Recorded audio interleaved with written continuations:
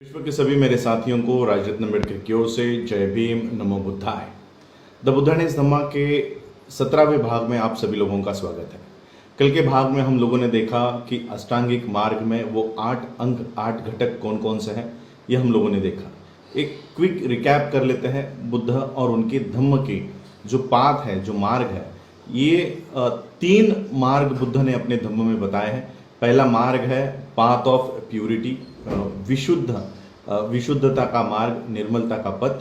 Second जो path बताया, मार्ग बताया, वो पाथ ऑफ राइटियसनेस, सदाचरण का मार्ग। और तीसरा मार्ग जो बताया है, ये पाथ ऑफ वर्च्यू, शील या नैतिकता का मार्ग। हम लोगों ने पाथ ऑफ प्यूरिटी देखा, विशुद्धता निर्मलता का पथ देखा। उसके बाद हम लोगों ने सदाचरण का मार्ग देखा। इसमें क्योंकि अभी हम लोग 10 पारमिताओं के ऊपर बात करने वाले हैं, बुद्ध का धम्म ये इनके अलावा और कुछ नहीं है। मैं फिर से आपको ये सारी चीजें एक साथ बताना चाहता हूँ। पहला विशुद्धता या निर्मलता का जो पथ है, उसमें बुद्ध ने बताया है कि किसी भी इंसान को अगर अपनी जीवन को एक अच्छा जीवन बनाना है तो उस व्यक्ति को अपने जीवन में कुछ सिद्धांतों को जीवन के सिद्धांत बनाने चाहिए। तो पहला उसका भाग है, पहला सिद्धांत है कि किसी की भी हत्या नहीं करना, किसी को भी चोट नहीं पहुंचाना। यह पहला सिद्धांत बताता है।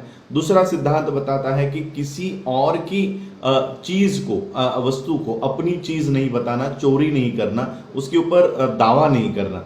तो ये दूसरा सिद्धांत है। तीसरा सिद्धांत है काम भोग व्यभिचार से दूर रहना, ये तीसरा सिद्धांत है। चौथा सिद्धांत है असत्य नहीं बोलना, जो भी बोलना है वो सच बोलना है, झूठ नहीं बोलना है। और पांचवा सिद्धांत है मादक पदार्थ या नशीली पदार्थ का कभी सेवन नहीं करना है। तो ये विशुद्धता के मार्ग के 5 सिद्धांत बुद्ध ने बताए। उसके बाद सदाचरण मार्ग आता है। सदाचरण मार्ग पाथ ऑफ राइटियसनेस के 8 घटक है, 8 एलिमेंट्स है। इन घटकों को बुद्ध ने डीपली समझाया है, जिसको हम लोग बुद्धिज्म में अष्टांगिक मार्ग के नाम से जानते हैं। पाथ ऑफ प्यूरिटी को हम पंचशील के नाम से जानते हैं। उसके बाद आता है अष्टांगिक मार्ग। अष्टांगिक मार्ग में 8 घटकों में सबसे पहला और महत्वपूर्ण घटक है सम्यक दृष्टि, सम्मा दिट्ठी। सम्मा दिट्ठी के लिए बुद्ध ने बताया कि सम्मा दिट्ठी क्या होता है। अविद्या का नाश करना, यही सम्मा दिट्ठी है। जो अविद्या है उसको खत्म करना, किसी भी मिथ्या आचरण पे विश्वास नहीं करना, वेदों में, शास्त्रों में, कर्मकांड में, यज्ञ में, बलि में विश्वास नहीं रखना। और सबसे जरूरी बात है सम्यक दृष्टि के लिए कि अपने माइंड को, अपने मन को और अपने विचारों को मुक्त रखना, स्वतंत्र रखना। तो ये सम्मा दिट्ठी बताता है। उसके बाद आता है सम्मा संकल्पो, यानी सम्यक संकल्प। हर एक इंसान के जीवन में कुछ महत्वाकांक्षाएं होती है, आकांक्षाएं होती है। ये सम्यक संकल्प बताता है कि आपकी महत्वाकांक्षा और आकांक्षा ये उच्च कोटि की होनी चाहिए, निम्न स्तर की नहीं होनी चाहिए। और वो लोगों में सराहनीय होनी चाहिए, पूजनीय होनी चाहिए। इस तरह की महत्वाकांक्षा, इस तरह के आकांक्षा किसी भी इंसान के जीवन में होने चाहिए। उसके बाद आता है सम्यक वाचा, सम्मा वाचो। तो ये सम्यक वाचा कहता है कि हम लोगों को जो भी कुछ बोलना है वो सत्य बोलना है, झूठ नहीं बोलना है। किसी के भी दबाव में आकर किसी को भी खुश करने के लिए हमको सम्यक वाचा का इस्तेमाल नहीं करना है। मूर्खता भरी और फुलिश टॉक से हम लोगों को बचना है। किसी की भी निंदा नहीं करनी है, यह सम्यक वाचा कहता है। उसके बाद आता है सम्यक आजीविका। सम्यक आजीविका कहता है कि हम लोगों को हर एक को अपनी जीविका कमानी ही होती है। और इस जीविका कमाने के लिए कुछ मार्ग होते हैं, कुछ अच्छे होते हैं, कुछ बुरे होते हैं। हम लोगों को अपनी जीविका कमाने के लिए ऐसे मार्ग का ही इस्तेमाल करना चाहिए जिससे किसी और को दुख ना पहुंचे, किसी और के अधिकारों का हनन ना हो, किसी और के भावनाओं को ठेस ना पहुंचे। तो ये है सम्यक आजीविका। सम्यक कर्मांत, अपने कर्म ऐसे होने चाहिए कि जो कार्य करने पर किसी और के अधिकारों का हनन ना हो, किसी और को दुख ना हो। तो ये है सम्यक कर्मांत। उसके बाद सम्यक कर्मांत के बाद आता है सम्यक आजीविका। सम्यक आजीविका के बाद सम्यक कर्मांत, और सम्यक कर्मांत के बाद आता है सम्यक व्यायाम।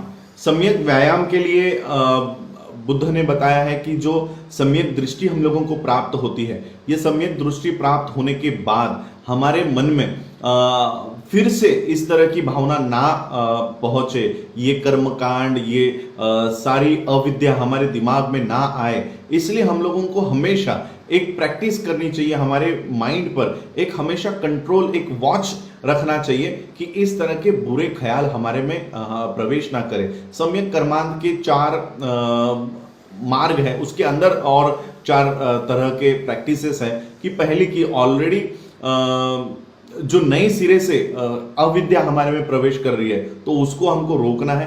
ऑलरेडी जो अविद्या हमारे में है उसको दबाना है, उसको खत्म करना है।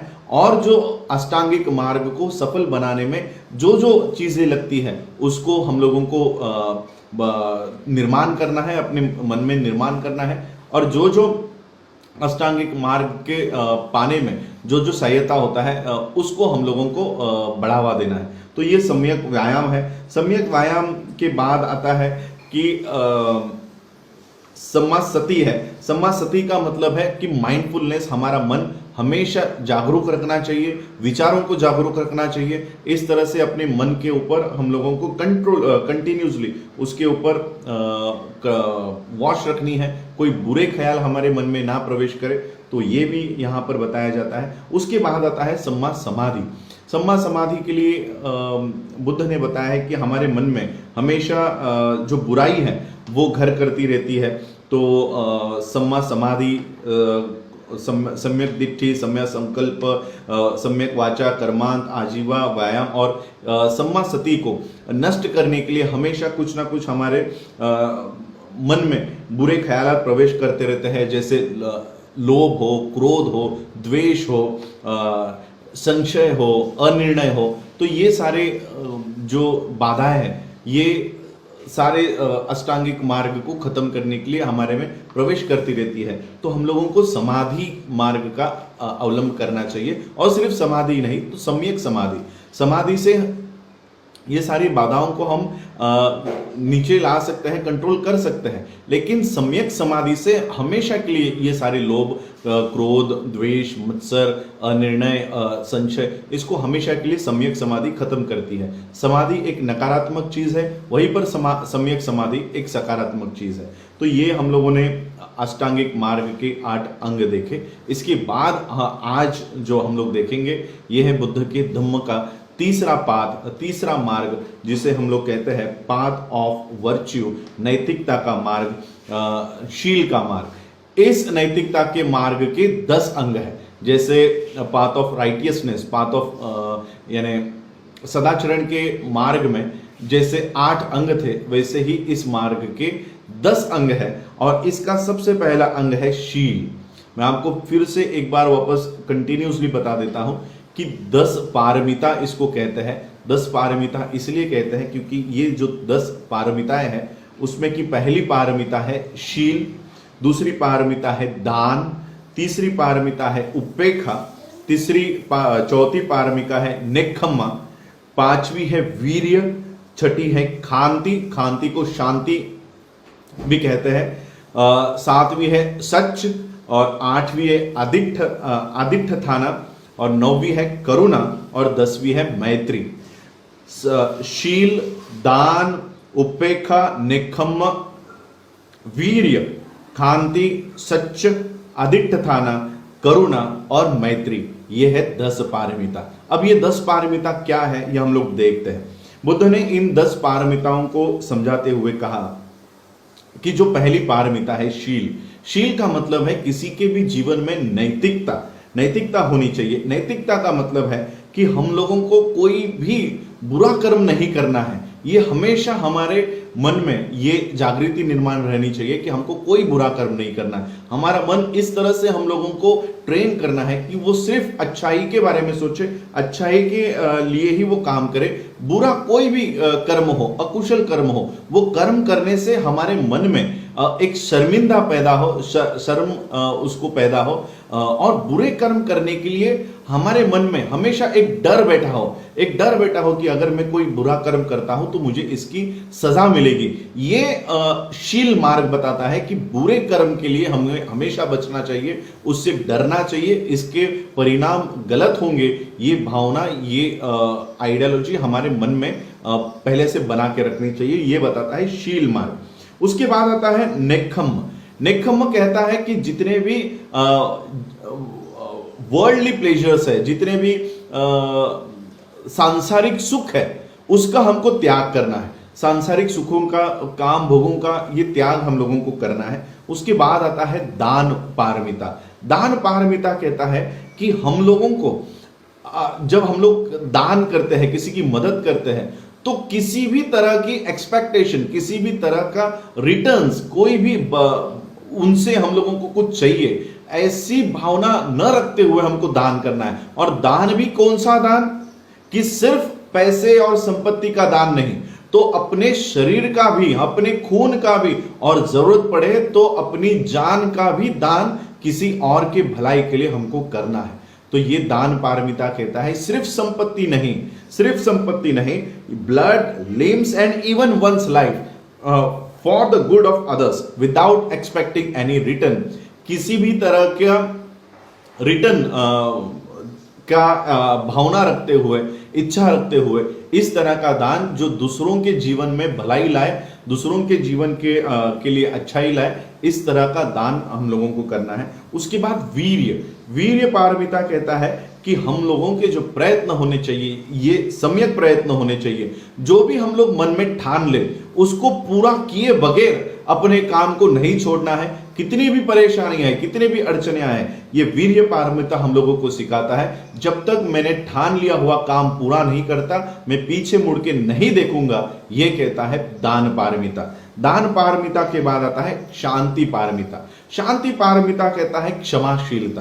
क्षमाशीलता यानी जो नफरत है, उसको नफरत से नहीं दूर कर सकते हो, उसको हम लोगों को छोड़ना होगा, उसको क्षमा करना होगा। और नफरत से नफरत नहीं मिटाई जा सकती, नफरत को सिर्फ प्यार से ही मिटाया जा सकता है। और ये शांति पारमिता हम लोगों को सिखाती है। सच्च पारमिता कहता है कि हम लोगों को कभी झूठ नहीं कहना है, और अपनी जो वाणी है ये हमेशा सत्य रखनी है, और सत्य के अलावा हम लोगों को और कुछ नहीं कहना है। और उसके बाद आता है आदित्य ठाना पारमिता। आदित्य ठाना पारमिता यानी दृढ़ निश्चय। जो भी हम लोगों ने करने की ठानी है, वो दृढ़ निश्चय उसका होना चाहिए। आज ये काम हाथ में लिया, वो छोड़ दिया, दूसरा काम हाथ में लिया, वो छोड़ दिया, इस तरह का बर्ताव हमारे मन को नहीं करना चाहिए। हमारे मन को जो काम हमने ठाना है, वही काम डट कर हमको करना है। उस काम का दृढ़ निश्चय हम लोगों को अपने जीवन में करना है। और जो ध्येय और उद्देश्य हम लोगों ने बनाया, उसको दृढ़ निश्चय लेकर हम लोगों को पाना है। उसके बाद आता है करुणा। करुणा कहता है कि प्रेम भावना हमारे में होनी चाहिए। सभी लोगों के लिए प्रेम भावना होनी चाहिए, मनुष्यों के लिए प्रेम भावना हमारे मन में होनी चाहिए। तो इस तरह की करुणा पारमिता कहता है। और करुणा पारमिता के आगे आती है मैत्री पारमिता। मैत्री पारमिता कहता है कि सिर्फ प्रेम भावना हम लोगों को इंसानों तक के लिए सीमित नहीं रखनी है, ये जानवरों के लिए भी हम लोगों के मन में मैत्री भावना होनी चाहिए, बंधुता होनी चाहिए। और सिर्फ इंसान और जानवर ही नहीं, अपने दोस्तों के लिए भी नहीं, दुश्मनों के लिए भी हमारे मन में बंधुता होनी चाहिए, बंधु भाव होना चाहिए, प्यार होना चाहिए, आदर होना चाहिए। इस तरह की ये पारमिता मैत्री पारमिता कहती है। उपेक्षा जो पारमिता है, उपेक्षा पारमिता कहता है ये उदासीनता से परे है, और बिना उदासीनता के अपनाए हुए ये सांसारिक चीजों में से अलिप्त, खुद को दूर रखने की कोशिश करता है। उपेक्षा पारमिता इस तरह का स्टेट ऑफ माइंड है, चित्त का इस तरह का वो स्टेज है जहां पर उदासीनता को परे रखते हुए हम सांसारिक चीजों से अनासक्त हो जाते हैं, अलिप्त हो जाते हैं। उस तरह का उपेक्षा पारमिता हम लोगों को कहता है कि संसार में रहते हुए ही किसी भी चीजों से हम लोगों को लगाव नहीं रखनी है। लाइक और डिसलाइक, मुझे क्या अच्छा लगता है और क्या बुरा लगता है, इससे हम ऊपर उठ जाते हैं। हमारे जीवन में जो भावना होती है लाइक और डिसलाइक की, ये खत्म हो जाती है, और ये हम लोग उपेक्षा पारमिता से सीखते हैं। कोई भी रिजल्ट हो, कोई भी रिजल्ट आए, कोई भी इसका फल मिले, हम बिना फल के अपेक्षा करते हुए अपना काम करते जाते हैं। किसी ने अगर हमारी भलाई अच्छे शब्द हम लोगों को बोल दिए तो उससे प्रभावित होकर हम खुश नहीं होते, और किसी ने हमारी निंदा भी कर दी तो उससे प्रभावित होकर हम दुखी नहीं होते। ऐसे मन की स्थिति में हम खुद को लेकर जाते हैं, उसको कहते हैं उपेक्षा पारमिता। ये सारे पारमिता बुद्ध ने कहा है कि अपने अपने जीवन में हम लोगों को इसकी प्रैक्टिस करनी चाहिए, इसके ऊपर हम लोगों को काम करना चाहिए। और ये प्रैक्टिस, ये सारे पारमिताओं का प्रैक्टिस करने के बाद हम लोग एक अच्छे जीवन में, और इस तरह का स्टेट ऑफ माइंड, हमारा जो चित्त की अवस्था है, ये पूर्णत्व को प्राप्त करने की ये अवस्था हम लोगों को लेकर जाती है। और इसलिए इन 10 मार्गों को, 10 अंगों को ये 10 पारमिता कहा गया है। तो ये है बुद्ध के धम्म के 3 मार्ग, path of virtue, path of purity यानी विशुद्धता का मार्ग, निर्मलता का पथ, पाथ ऑफ राइटियसनेस यानी सदाचरण का मार्ग, और पाथ ऑफ वर्च्यू यानी शील मार्ग। तो ये पंचशील हमने देखा, पंचशील, अष्टांगिक मार्ग और 10 पारमिता, ये है बुद्ध की धम्म की नींव, जिसके ऊपर पूरा विश्व आज ये काम कर रहा है। आगे और बुद्ध का ये जो पहला प्रवचन है ये और चलेगा। समय की पाबंदी को देखते हुए कल हम बुद्ध ने फिर इन 5 परिव्राजकों को ये जो धम्म समझाया, उसके बाद इन 5 परिव्राजकों में क्या बदल या क्या बदलाव उनमें महसूस हुआ, इन 5 परिव्राजकों ने बुद्ध से और क्या क्या पूछा, ये हम कल के एपिसोड्स में देखेंगे। आज आप लोगों ने मुझे सुना, उसके लिए आभार। जय भीम, जय भारत, जय बुद्ध।